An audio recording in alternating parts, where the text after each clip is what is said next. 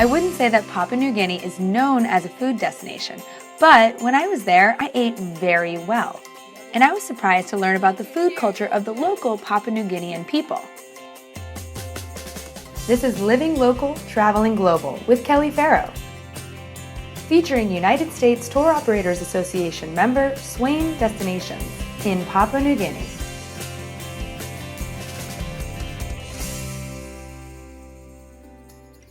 We took most of our meals at the lodges on our trip with Swain Destinations, a United States Tour Operators Association member, and each meal was fresh, simple, local, and satisfying.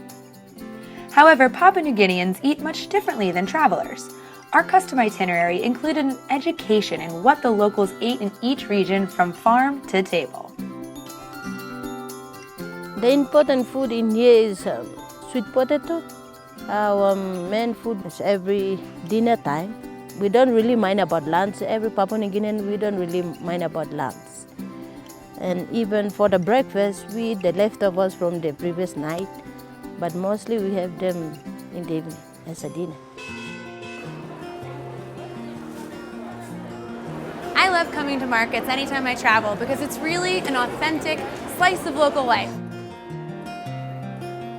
Most of the people, we have our own gardening, but for the people who come from different provinces, like the teachers, nurses, or police, they're the one who really go and buy them at the market. Alice is right. The market was bustling with all the local villagers that don't have their own gardens. And I was amazed at the size and variety of fruits, vegetables, livestock, and more. Possum hair. There's a focus on starches and vegetables in the Papua New Guinean diet, with animal proteins being limited to more special occasions.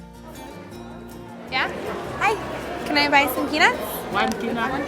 They sell the peanuts completely fresh. They're not boiled or salted, they're raw peanuts. So they taste actually a lot different than what we're used to. They kind of taste like a fresh pea or like a string bean. And they're kind of refreshing. You peel them off, you pop them in your mouth, a little snack on the go, right? So good. Really good. Woo, how good! Now, as we went from the highlands down to the lowlands, the foods that were common shifted, of course, based on the local landscape. Here along the Karawari River in the Sepik, the sago palm is a vital part of everyday nourishment. Swain Destinations included a look into the complex process of extracting flour from the sago palm trees. So this is a sago palm. It is a staple in the diet here in Karawari, and the process of actually getting the flour out of this is a bit difficult, and you have to have some muscles because you have to pound it away, and you're pounding the pulp, and there's various other steps, but he's way better at it than I am. Whew, sweating. Men and women divide up different parts of the process, and it's a communal effort.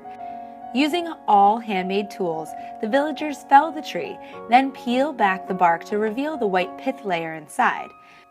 This sago pith is then put into a porous basket so that water can flow through it, carrying out the important starches. So now is the part of the process where they're going to strain the pulp to get the milky juice out. And they take fresh water out of this coconut, put it in here, and then you push it down, yeah? So you kind of like squeeze it all out, and it's going out into this canoe, and this is where they collect it. The water is later dried, and the mixture resulting is a white powder which is used to make sago pancakes, or sago pudding. Ooh, it's still hot. Yeah. Oh, it's a little like chewy kind of material.